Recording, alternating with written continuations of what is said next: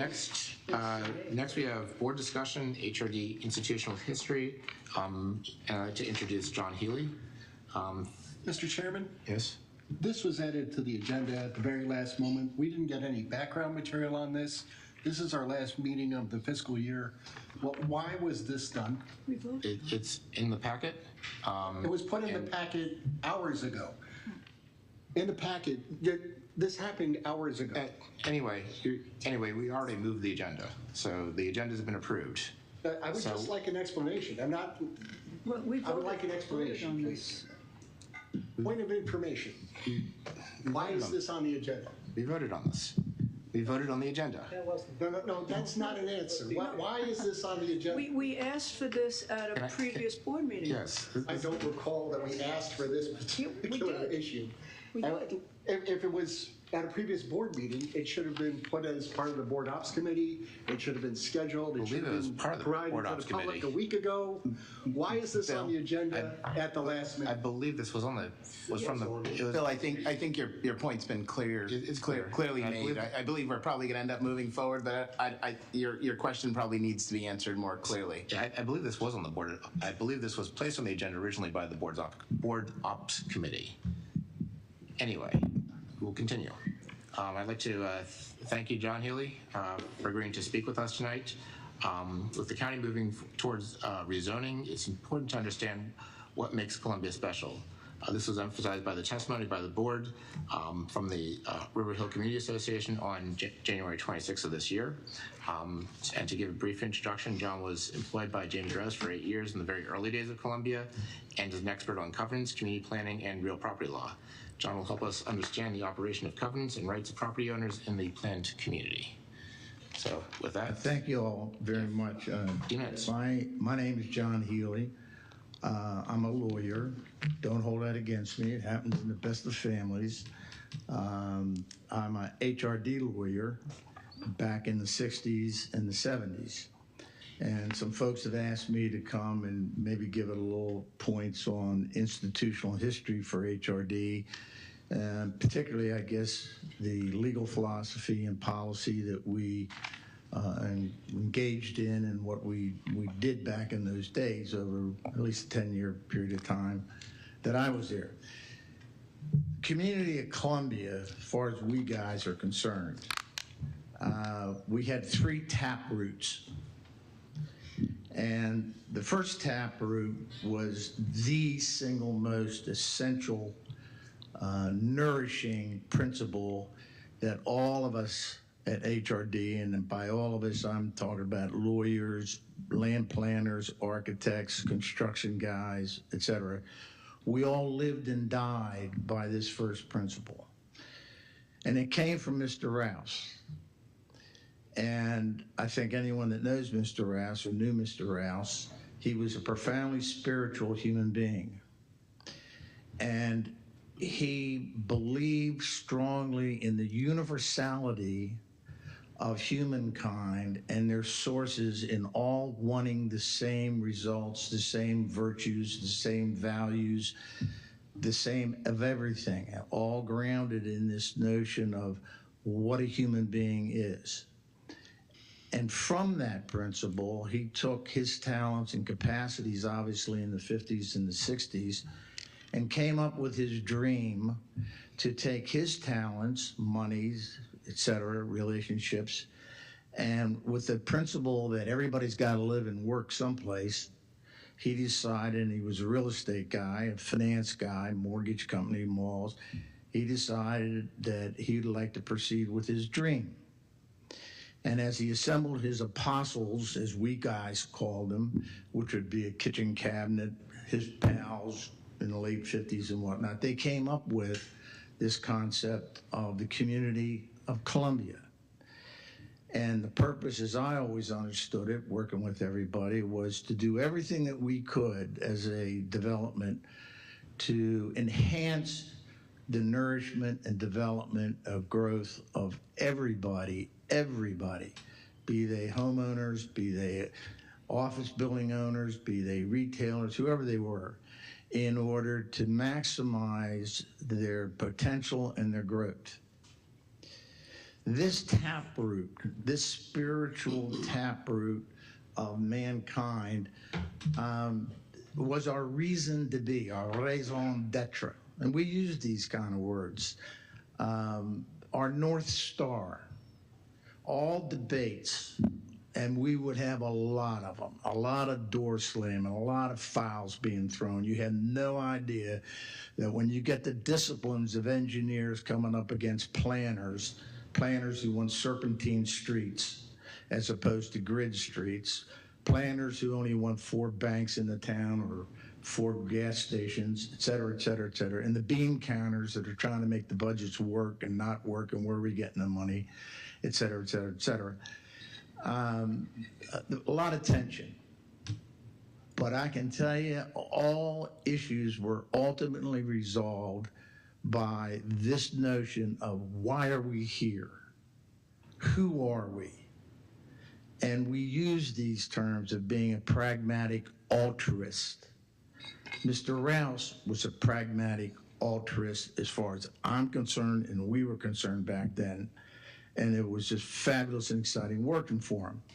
So this taproot, which was going to fuel us, which was going to guide us, which was going to steer us as we made all decisions, and of course I'm going to be more specific on the legal side, we had to manifest it in some form, fashion, or another. And the manifestation of that dream was the people tree. And the people tree was so manifestly significant to help resolve tensions when we're talking about beans or streets or cemeteries that we had to move or not move or obeying the law and all the rest of it. Ultimately, it was always decided, well, what would the people want? What would a retailer in a village green want? What would a mall tenant want? What would someone who's a landlord and owns an office building and their tenants want? And that drove all of the decision making. It was never money. Hard for folks to believe that, but it was never money. Money is oxygen.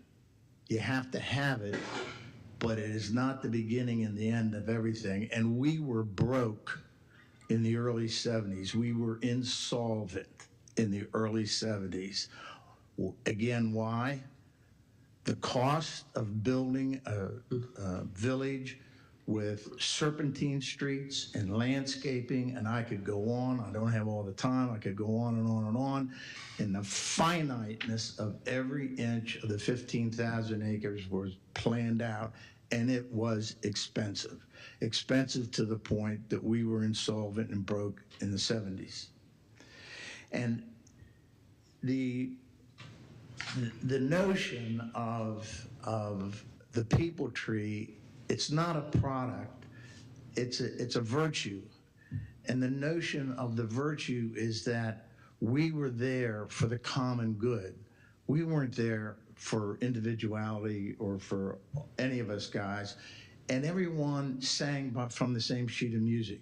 Believe me, we all sang from the same sheet of music. The second taproot, which was critical, was Newtown zoning, the ratios of Newtown zoning. Not Newtown zoning as zoning. We were living by Howard County zoning. We were not a town. We wanted to have nothing about it. We didn't want to have our own police department, fire department. We didn't want to have anything. We wanted to live under Howard County government. So all of the zoning uses and classifications and subdivision rules and regulations we complied with. We interfaced with them on a regular basis.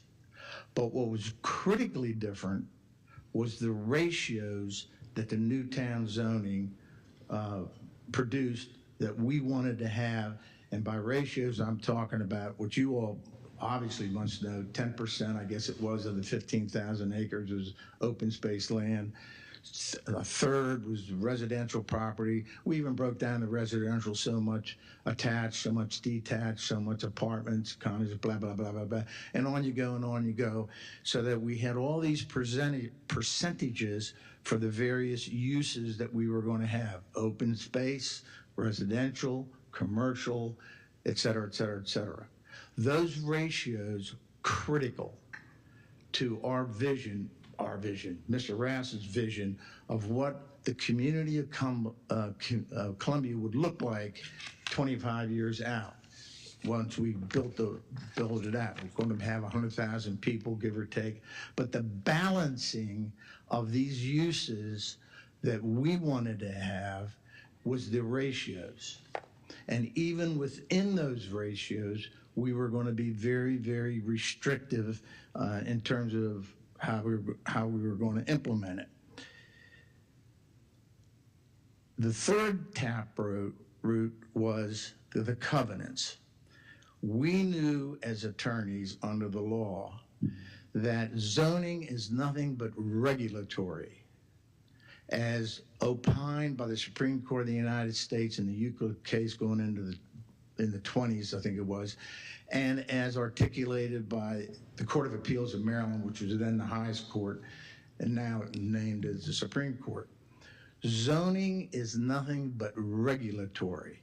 Nobody has a vested right in their zoning until they act upon it. Once they act upon it, there's nothing you can do about it. But we also knew we had a 20, 25-year project. And we were not naive about the sensitivity of the political whims of the populace in the county. Not everybody liked us in Howard County back in those days. It was Columbia versus non-Columbians, and that story could go on forever. So how were we going to satisfy that new town zoning ratio would be etched in stone? Etched in stone. It was through the covenants. And we promised everybody that came to Columbia, everybody that walked through the exhibit center that wanted to buy a house, all the builders, the Rylands, the Columbia builders, et cetera, we promised everybody that when we were finished, the city of Columbia would look like this. And we would have a hospital there, and we would have a school here, and we would only have 4 gas stations, and I don't know whether it was 4 or 5 or 6, and so many banks and whatnot. And how were we going to make sure that happened? We had 2 problems. Zoning could change on you. The zoning board in a New York second could change on you. The populace could change on you. That was a big issue. And how are we going to guarantee that it's going to look like that in 20, 25 years? It was the covenants that we put in place. Now, the covenant came about from the days of the Magna Carta. And once you record a covenant, any covenant, with the land in the record room, it runs and binds on the land in perpetuity forever. You cannot get rid of it, but for 2 ways, which I'll tell you. You can't get rid of it. And there is nothing that Howard County government today, zoning board today, General Assembly in Annapolis, Architectural Committee, HRD today or then, when I was there doing it, even Mr. Rouse himself could not abrogate the covenants that we had recorded. Impossible legally. Those covenants trump everything. Having said that, I'm sorry, I'm at 5 minutes, and having said that, there's only 2 ways you can get rid of a covenant. Condemnation, and the government that goes ahead and does that would have to compensate everybody in the community of Columbia, all 15,000 acres of ownership, including their lenders, because we're a title state, and compensate them for that condemnation process. Or all the parties that are subject to the covenants unanimously would have to get rid of the covenants if they were going to terminate them. Or, and I forget, in the covenants we used to put in, I don't know, it was 2/3 or 75%. If you wanted to moderate them or mend them or change them or make them go in some kind of a direction. A month ago, I was asked thereabouts, what would Mr. Rouse do, in my opinion, given the changing of the times, signs of the times, 2023, demographics, dynamics, I don't know. And I said, well, I can tell you what he wouldn't do, and I can tell you what he would do. And I can tell you how I know he would do what I'm about ready to say. First thing he would never do is abort the people tree. He would never abort his dream, the people tree, the covenants, not in a million years, ever. Ever. What he would do, if the dynamics of today motivated him, he'd go out and get another 15,000 acres. And how do I know he would do that? I know he would do that because he endlessly evangelized us to go out and evangelize the people tree. So Len Ivins, who was the town manager at the time, he took off with Mr. Mitchell and went to Texas, built the town of Woodlands outside of Houston, took the people tree with him. Jimmy Wanamaker and George Sheehan went to Rochester, New York, and the Beta Shoe Company up in Hartford County took the people tree with them. Joe Tipperman and myself, we were hired by W.R. Grace, 7,800 acres, Swedesboro, New Jersey, right across the river from Philadelphia. We took the people tree with us. Barry Oxford and myself, we're Rasketeers. We all considered ourselves disciples and Rasketeers compared to the inner sanctum of the apostles. We went to Nashville, Tennessee, did 2,800 acres in North Nashville, Tennessee, called Metro Center. Mr. Rouse wanted us to carry into the United States of America the people tree. That real estate was not for just making dough, making money. It was to create a place where people live and work and come and visit and nourish them spiritually to be the best they can possibly be. So what could we do as land developers or builders to enhance that process? And that's who we were. At least that was who we were until I left in the 70s, for crying out loud. And everybody in the community, the Rotary people, you name it, everybody, it was a massively exciting time and to work for Mr. Rouse. So for whatever that's worth, I don't know. I'm 84, so I'm long gone. All I wanted to do is snuggle with my wife at night and have a cup of coffee in the morning. You know what I mean? Walk around a block. I don't know what's going on, but that is the way we were, and we were intolerant. Legally, we were intolerant. We promised people, and we put it in our contracts of sale, we put it in our leases, we put it in our deeds, we put it in our covenants. Nothing to be discussed. And the real property principle is known as the negative reciprocal servitude. And that's what you have in Columbia, both horizontally the covenants and vertically the covenants. And that's where it was, at least all the time until I left. Initially, it was builders and their lawyers. They thought we were being kind of draconian, and we would say, yeah, you got it. You all may think you own your piece of property, but you don't. We're going to tell you what you're going to do with it, when you're going to do with it, how it's going to look. You want a green door on your house? You're not going to have it. We want hawthorn trees here. You all have no idea how finite, inch by inch, the planners and the architects and the lawyers and we guys, how we drove that thing back then. So that's my story, and I'm stuck with it. Thank you. Do you have any questions? Ellen? Yeah, I will say that whoever's decision those sweet gumball trees were, that was a horrible decision. Oh, yeah. I was a lawyer. I didn't have anything to do with landscaping. Do the covenants allow for development on open space? I mean, could we, for No. example, could we convey our open space No. for development? Ginny? I mean, it's clear to me. To me, this is 101. This is 1 + 1. I don't know what they teach anybody in law school anymore. As I was winding my way out of practicing law, I swear to God, they all go and get their money back. But the way we got all drug up, I mean, it was blocking and tackling. 1 + 1 = 2. And my job is to keep Mr. Rouse and everybody out of trouble. Thank you. Ginny? Yeah, two questions.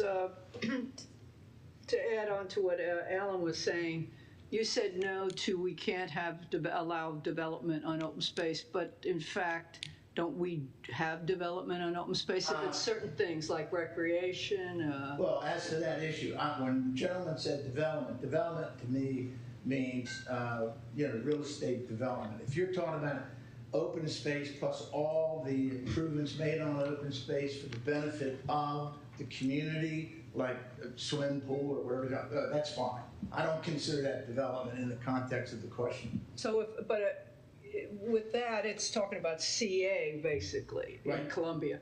But if a private sector developer wanted to, profit developer wanted to build and work it out with CA, I'm not saying this is happening, but for I don't know, something that they thought would benefit and was saying would benefit a lot of people, and put it on our open space and, Can't do it. I say you can't do it. Why? Conceptually, CA, as far as we were concerned, is a management company. It's not a homeowners association. Whether or not that got changed somehow legally, and assuming they did it correctly, I don't know. But the bottom line is that CA was a management company for us. And then when the time was to come that it got turned over to the village folks, when that time would come, however you view yourselves and however you label yourselves, you're trustees. And under a trust concept, the corpus of the trust is the open space and the assets that are improvements that are built on the open space lots. And the beneficiaries of the trust are the people of Columbia. Okay, just two more things. One, though, through easements or licenses or settlements or something, could you allow a contract, allow a private sector profit organization to do something with your land? Not that is a much more sophisticated and difficult question, and the facts would drive the answer to that question.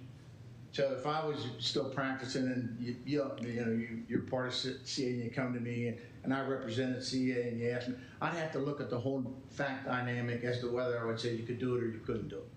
Okay, so it is somewhat possible. Okay, the thing you said originally though was, the whole percentage thing and how Columbia was The great. ratios, yes. Right, and I was on the zoning board in those days, so I know what you're talking about. But you also said the ratio is etched in stone through Yes. the covenants, Yes, right? yes. All right, so explain to me then, or help me understand, if the county wants to, if we've achieved the number of residential units, say, and I know they're broken down to different ones, but, and the county's saying, boy, we need more residential. Can't do it.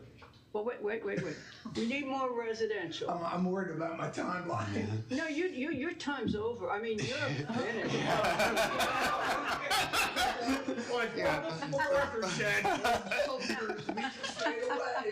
I'm teasing you. This is on our time, so don't worry about it. Don't keep looking at the clock. It's not going to get any better. It's 0, 0, 0, 0.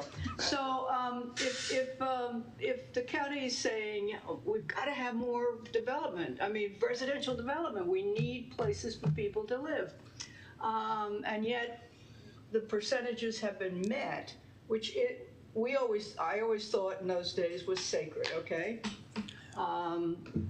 So how is the county then looking at, since you're not going to develop much in the water, where you don't have water and sewer, how is the county thinking about increased development in the village centers or other areas? How can they do that?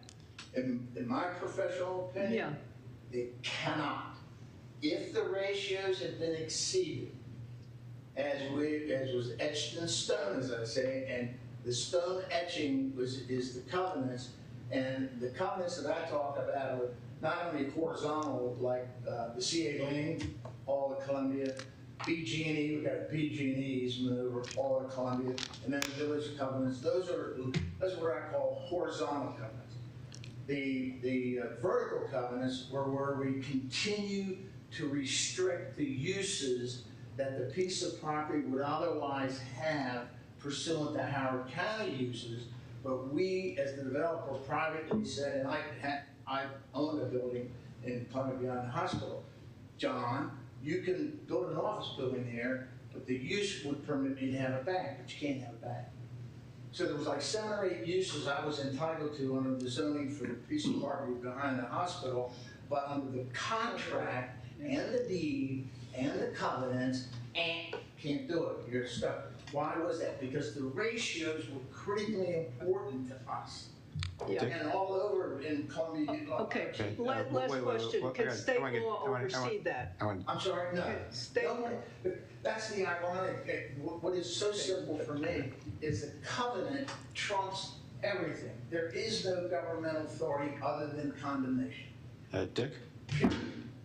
Those ratios, they're based on acreage though, aren't they? They're not, I couldn't tell you, I didn't put them all together. Meaning I was not the author or the landscapers or the geniuses that said, we want to have 1,500, let's say 10% of CA. Somebody came up with 10%, figured it out, it was what 1,500. I'm asking is, Give or take, I don't know. if you have a percentage for housing, let's say, I'm sorry. if you had a percentage dedicated, Yeah, it committed was to about housing. 30, it was like somewhere around 30 if I remember. Yes, but it wouldn't be how many units you had, would it? Wouldn't it be how many acres, these acres? No, when I say no, I don't know. I can't answer your question. You get Wanamaker, I understand, still alive, and he's up in Pennsylvania. Okay. You could get him down here, and he could answer all those questions. Okay. But on the I can only answer on the legal side. The legal side is real simple to me. What I've just said, you can't do it. Nobody can do it. Mhm. Only government can condemn, and only the peoples that are subject to the covenant, only those folks and their lenders, because Maryland's a title state, they all have to join in and determine. So if you want to get rid of the Wild Lake Village covenants, you'd have to get everybody, and we did that. When we, No, I was just wondering what units apply. Yeah, okay, Dick. All right, thank you. Anyway, we're at time for this segment. Assuming there's, Ginny asked 12 questions. do you have a question? I have plenty of questions. Well, then raise your hand. Good. Okay, here we go. Just to let you know, thank you, Mr. Healy. I come way of George Barker and Bob Tenenbaum. Before they passed in Wild Lake, I spent many evenings talking with each individual, and I've learned a lot from both of those guys. They're pillars of this community. and I know George personally. He was a great man. When you talk about covenants, I'm aware of village covenants, CA covenants, and the employment commercial covenants. Are there any other covenants that you're Oh, speaking yeah, if you went down the land records, I just gave you one example. If you went down the land records and pulled all of the non-residential deeds, you're gonna find vertical covenants, but at least as long as I was there for 10 years. Now, if I can, I think what you're referring to is what I've heard from George and Bob, if I can call them that, Mr. Tenenbaum and Mr. Barker. You're talking about deed restrictions, are you not? Yes. Okay, because there are not as many as you would believe. I have looked in all of Wild Lake, and for instance, there is a fantastic deed restriction on the Wild Lake Village Center, which says that you cannot put a discount store in there. That's in the deed, it runs with the land, so if heaven forbid we don't have our grocery store there anymore, a dollar store cannot open up there. That is correct. So that is part of the deed restrictions. But they don't spell out the specifics of acreage for percentages of open space or employment commercial or residential. They specifically restrict uses. I agree with you there, but they don't spell out a grand plan. That only occurs in the zoning, is that right? All right, where, that is correct. But in addition to that, the overall overarching, what we call in real property legal principles, that go back to the, I'm not kidding when I say it, go back to Magna Carta, is a negative reciprocal servitude, AKA commonly known as a scheme of development. So the covenants within and under that umbrella may or may not change. The covenants themselves, Village Green, Oakland Mill, blah, blah, blah, they may have some mutation. But the overall scheme of development of the city comes under negative reciprocal servitude, which is known as a scheme of development, which has been authenticated and authorized by the Court of Appeals of Maryland. And where is that written down? Where is this scheme of development that you speak of? Where is it? Yes. It's Columbia, it's the effect, it's the result. And what you have to do, if you were going to litigate the case, and the cases have been litigated, you would go before the court because someone's going to be saying to you, well, there is no scheme of development, you cannot impose upon me your covenant. Because there's this nuance, there is this change. And then I would be saying, no, it's a scheme of development, all of Columbia was intended to be the way it is at the end. And then we'd litigate it, and the facts would come out, and then the court would say, Healy, you're right, or Healy, you're wrong, et cetera, et cetera, et cetera. Okay. But everything is so fact-driven when you get to the kind of questions that you asked, ma'am, about, what can, like that, the easement issue, it's very fact-driven. But the principle of what the poker game you're playing remains the same. It's irrefutable. So you just say it's not written down anywhere? It's a general scheme? It's in court cases. It's in the opinions of the Court of Appeals of Maryland. Okay, please, are you finished? For Columbia, it's the PDP. Thank you. Thank you. That would be. Anyway, we've got a fairly long agenda. Which is why I question why this was put on the agenda at the last minute. And then you took 20 minutes. So, assuming there are no further questions, I'd like to thank you for coming out. Yeah. Thank you very much. And now, can we take a 15-minute recess? 15 or 5? 10 minutes. 10 minutes. 10-minute recess. Okay. I'm just concerned. We're having a very long